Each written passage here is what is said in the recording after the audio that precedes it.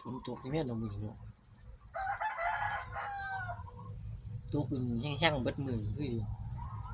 มันซุ่มซ่ำยังบ่รอดหญ้านี่หน่วยตายไปแล้วแห้งเบิดเลยเนี่ยหญ้าเขียวอยู่บ่ค่อยมีคันฝนตกลงมานี่หญ้ามันสิเขียวขจีเด้อคิดสภาพออกบ่อันนี้หญ้าแห้งเบิดเลยไฟไหม้มันสิเกิดไฟป่าที่เขมรเผาป่ากันนะเขาก็เจ้าเขมรนี่โดนเผาคือสิตัวเดียวเขาฮอดเฮียนเจ้าของลามใส่ฮอดเฮียนเจ้าของไหม้เบิดเลยล่ะชั่วอะไร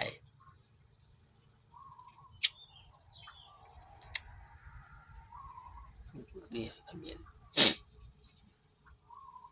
ฝนตกแซงเลยหญ้ามันเขียวหญ้าแห้งเบิดเว้ย